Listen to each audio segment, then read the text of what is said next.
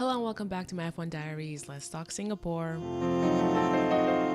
Going into this weekend, I was really excited. Singapore is usually a very exciting race, especially with last year. It was the best race last year, the only race that Red Bull didn't win, with the iconic moment when Liam Lawson knocked Max Verstappen out of Q2 in one of the hardest radios we've had from Carlos Sainz, saying that it's on purpose that he's keeping Lando in his DRS to keep the Mercedes away.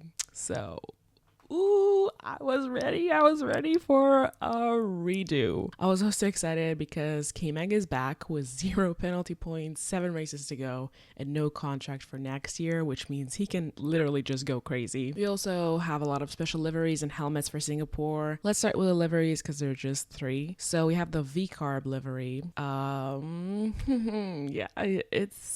It's there. Yeah, they went for a denim livery. I know it's like with their sponsor, Hugo Boss, but I don't know if it looks so good. It definitely doesn't really suit Singapore. If anything, I would expect them to put this on for Coda, for Austin, but they did it now. Moving on to Mercedes. That doesn't look very different. It's just that everything that was silver is now teal. It's for their celebration of 50 years with Petronas. So I think it actually looks really good. I love this color. And yeah, no notes. It's simple. It's good. Again, I don't know. It's not like Singapore specific, but it's Mercedes specific. So that's cool. And last but not least, Mclaren. I actually really like it. I wish there was a little more white, or maybe just like this is a homage for their older cars. And like I kind of wish they would just do red and white, but obviously they're married to this papaya color. I mean, obviously, but never mind. I think it looks good. It reminds me a lot of their Triple Crown livery from last year. No, 2022. Well,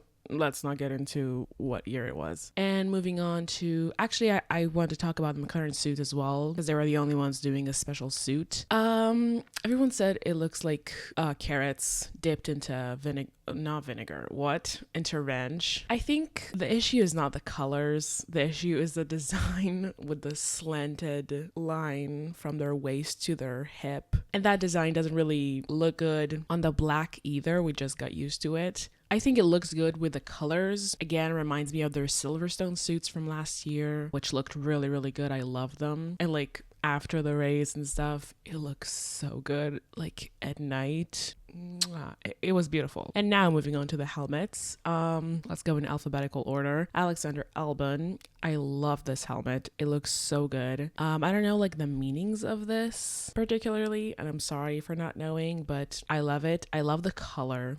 This baby blue is perfect. The gold like things mash beautifully with that baby blue. This little cartoon is also really, really cute. And yeah, it just looks majestic, simple, elegant, and I love it a lot. Next, we have Daniel Ricciardo's special helmet. I love it. It's like sparkly and shiny. I think it's just his regular design with different colors and the sparkles, and I like it a lot. And moving on to his teammate Yuki Tsunoda. Oh wait, no, actually we have Lando. I forgot we're doing it in alphabetical order. Sorry, Lando. Lando always slays with his helmets. Always. It looks so good. I know it's like his quadrant helmet, like teasing their rebrand for next year, but regardless, it's a great helmet for Singapore. It looks great under the lights in the dark. It just looks really cool. It looks like someone dipped it in painted oil and like left it to dry and swirl on its own. It looks so good.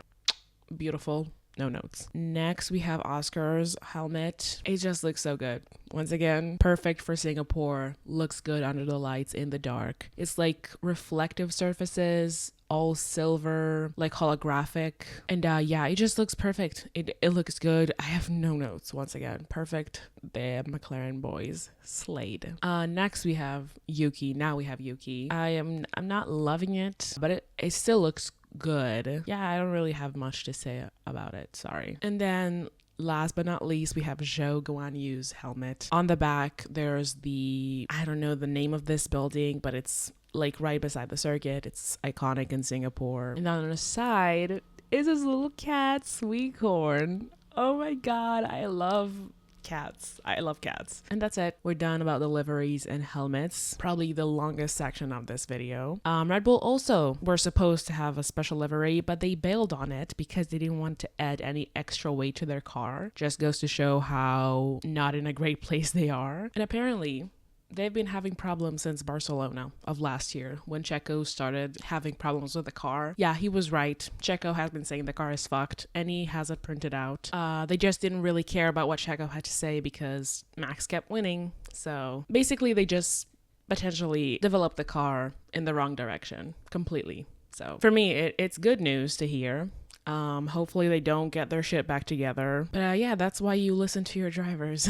Another thing is the McLaren's rear wing, which everyone was talking about after Baku. It kind of gives them mini DRS, and a lot of people are upset about it, including the teams who complained. Specifically Red Bull complained, which again, usually the teams who aren't winning are the ones complaining. So yeah, Red Bull are really going through it, and I get it. Like, everyone's jealous. I mean, technically it was legal, it passed the FIA's test, but after Red Bull's complaint, I guess FIA looked at it again and McLaren had to change their rear wing. But it's technically not illegal, technically. They never cheated. They just got around the regulations, which is the point of the sport. And yeah, the FIA didn't catch that. So it was nice while it lasted, at least. So Singapore is another street circuit. It's a night race, which is always fun. It's very bumpy. Hard to overtake. There are some issues with the radio reception. There are some lizards that can go on track sometimes. It is very hot and humid, so it's very physically challenging for the drivers. One of the hardest races for them every year. This year, a 4th DRS zone has been added, and some parts of it are resurfaced. And before we go into any actual sessions, I did want to mention the whole Max versus FIA thing. In a press conference before the weekend, Max said the F word. Oh no. It basically said the car is fucked or something like that. And the FIA gave him community service for it. Like, a fine would have been like, okay, like, sure, that's what they do, but a community service? What are we talking about? This is not a crime. What? So stupid from the FIA. And then Max, for the rest of the weekend, every time he was in a press conference, he gave really short answers or just declined answering anything in the press conference itself, and then said to everyone, yeah, I'm not answering it in here, let's talk about it outside. And then after, he actually went outside and all the reporters were there and they were doing their own press conference outside. So practice. FP1 and FP2 on Friday, Ferrari and McLaren were really strong. Seems like the battle was between those two. And VCARB was also very strong. They were both in the top 10, both Yuki and Daniel, in both sessions. For FP3, things were a bit different. Red Bull, or specifically Max, were a lot better. And that's the same for George and the Mercedes. Williams seemed to be better somehow. And Ferrari and VCARB seem to have taken a little step back. I'm not sure what changed, but those were the results. For FP3, we also had a brief red flag for a lizard on track. It was really funny, actually. The marshals were like chasing it, and everyone was looking at their screens and giggling in their garages and stuff. Everyone was just having a good time in that moment. And also we had Nico Rosberg commentating for Sky Sport, which is always very nice and funny and entertaining and informational. So moving on to quali. Unfortunately, Danny gets out in Q1 and qualifies P16. Perez gets out in Q2 along with both Williams, who are in front of him. Franco, who doesn't have upgrades on his car, it's 0.007 seconds behind Alex, who does have upgrades. So once again, very well done, Franco. Fernando, Nico, and Yuki get into Q3. That is red flag for Carlos, who crashed in turn 1. And with the time left for the session, basically made it a 1-lap shootout, which was very nerve-wracking, if I'm being honest. But thankfully, Lando takes pole position with Max behind by 0.2. Lewis third, which is kind of crazy with how he was really struggling the whole weekend. George fourth, Oscar only in 5th. He really couldn't find his footing this weekend. Not sure why. Nico Hülkenberg, P6, which is the highest starting position he had in Singapore ever. So great job, Nico. You're doing great. Fernando, P7, Yuki, P8, and Charles, P9. He got his time deleted, which wasn't good anyway, but yeah.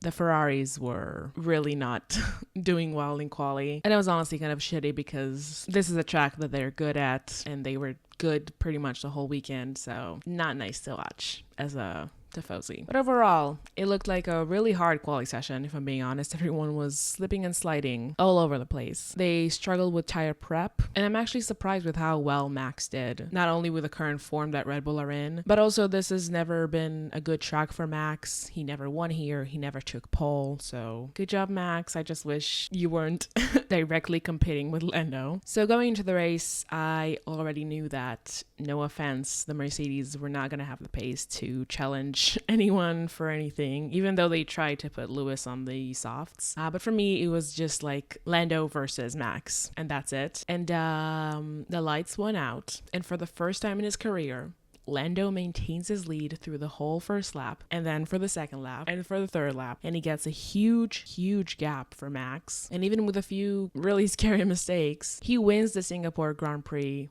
by a margin. Very dominant performance from the beginning of the weekend. Just a hair away from a Grand Slam, which we'll talk about that fastest lap point at the end. Other than that, apart from the heart attacks I got from Lando, this was pretty much a snoozer, if I'm being honest.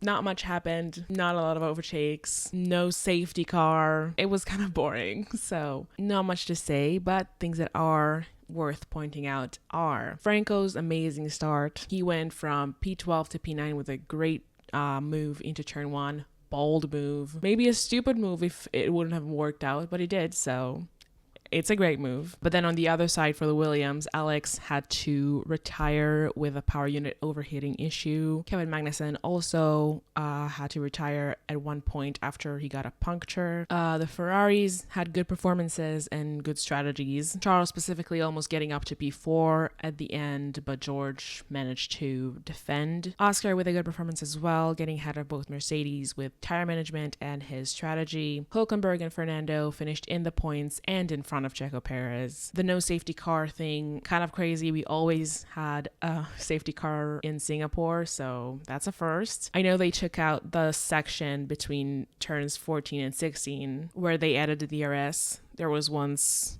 a few more turns, and that's where most accidents happened that led to a safety car. So when they took it out, obviously not a lot of safety car opportunities, but still very impressive. This is the 8th, I think, race in a row that we didn't have a safety car. I know we had a virtual safety car last week, but we're talking about full safety car periods. So very well behaved grid, very reliable cars as well. So good job everyone, but I wish we could spice something up sometimes. What else? The cool down was really good. It was really funny. It was all in really good spirit, and they were laughing about Lando almost going into the wall. And Oscar also nodded to the FIA versus Max cursing, asking Lando, in this moment, without cursing, how did you feel? So yeah, it was very funny and very good to watch. And then the podium was great as well. A lot of champagne, Lando's iconic champagne pop. Beautiful, beautiful, beautiful. And one last thing worth mentioning is the heat, as we talked about earlier. This is a very, very challenging and physical race for the drivers. And it's a bit concerning, if I'm being honest. Last year around Qatar, we had a similar thing with drivers fainting after the race, blacking out during it, vomiting in their helmets during the race. And that's scary. Blacking out during the race, that is insanely scary and insanely dangerous. And this race was not that bad, but after the race, you can see everyone struggling to stand up, struggling to get out of their cars. That's scary. And it wasn't that bad in Singapore last year. So I'm really, really afraid of what's going to happen in Qatar. But like, it's a serious issue, which I think F1 should be taking more seriously. Because like, yeah, it's part of the sport to withstand this much heat and this much physical challenge. But when everyone's experiencing blackouts and heat strokes, that's too risky. Maybe you're gonna say I'm reading too much into it and it's not a big deal, but the driver safety is a big deal. So that's pretty much it for the weekend. But before we say goodbye, I have to talk about what's been hovering over everyone's heads this weekend. Danny's future. There are a lot of rumors and speculations that this might have been Daniel's last race and that he's going to be replaced by Liam Lawson. By the time you're watching this, could have been already announced whether it's true or not. And to be clear, this has nothing against Liam Lawson. I actually really like the guy and I think he deserves a seat. It's just that Daniel holds a very special place in my heart. He's the reason I fell in love with the sport, and seeing him go will hurt. And I know nothing's confirmed for me at this time of recording. Nothing's confirmed for me, but with the way he was acting, the way everyone was acting is kind of confirming it for me. And the other thing, other than it just being hard, it's kind of random. And I know there was a similar situation with Logan, but I don't think Daniel's performance is the same as Logan's performance was. And the fact that they're living it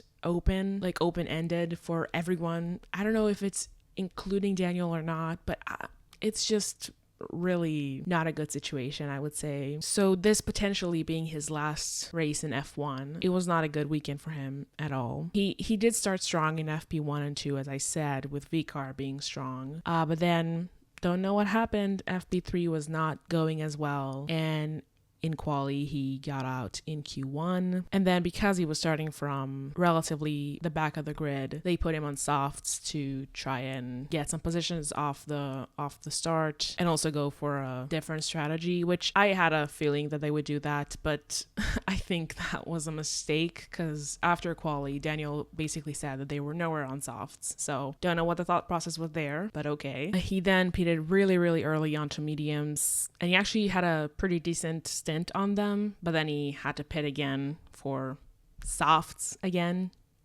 don't know what the thought behind that was. And by the point he was last and a few laps to the end, he went into the pits again for softs to get the fastest lap, which he did. He got the fastest lap. He also got driver of the day, which was really sweet, but that fastest lap point that he stole from Lando, not that he has a point because he's not in the top 10, but he just took that point from Lando, so that also took the grand slam for Lando. But also that means that if Lando wins every race from now on and gets fastest lap and Max comes in second, Max will then win the championship. So as a Lando fan this kind of sucks, but this was perhaps the goodbye present for Red Bull, and more specifically Max, who actually thanked him on the radio after the race, and their friendship as a whole is really great. And by the way, I know that VCARB are kind of saying because this might be his last race, he wanted him to have just one last fastest lap. I do think that because, VCARB is a sister team, or I don't know how to call it. It is Red Bull, basically. I do think it has to do with protecting Max's chances of the championship. But okay.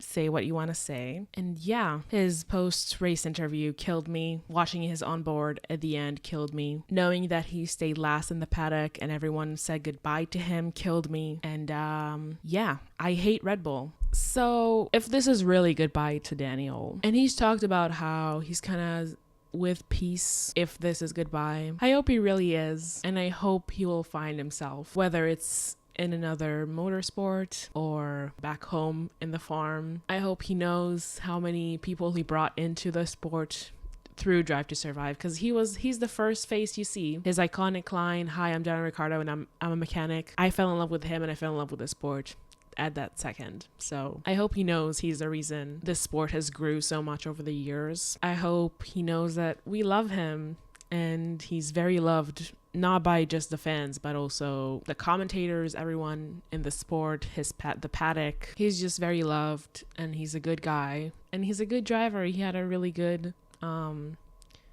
career. Obviously, he maybe didn't make the best decision for himself during it, but it's okay. Okay, I'm done crying. Stop it. This can all be just shit talk and rumors, and next time around in Austin, I will feel so stupid for reacting like this. So everything might be okay. So I think that's it. I don't think I missed anything. And we have a big unofficial break until Austin, a month. So until then, enjoy these memes. Bye.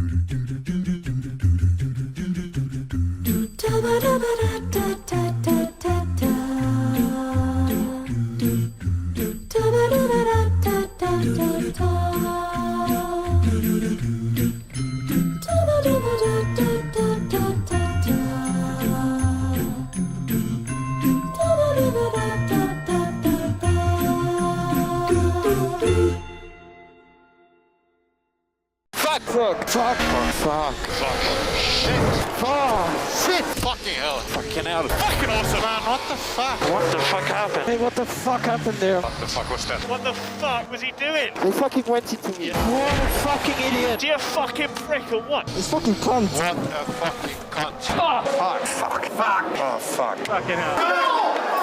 It's a fucking mess. It's fucking unbelievable. Fucking yes! Fucking hell! No! For fuck's sake! Fuck's sake! For fuck's sake, man! Fuck, I can't do anything! Let's fucking go, man! Fucking hell, I didn't expect that one. Oh, well, fuck. Fuck, sorry! That nearly fucking killed our driver. Fucking joke. That's fucking bullshit. We cannot fuck this up. Fuck. Fuck. Yeah, fuck. Oh, fuck. Bit of a fuck up, huh? Fucking did it! He's a fucking disaster. Fucking toasting in here already. This DJ should get fucking shot. Need to go and fucking hit something. I'm gonna eat a fuck ton of pizza tonight. You can't swear now. Yeah, I cannot swear now. No, you can't. You're not allowed because you're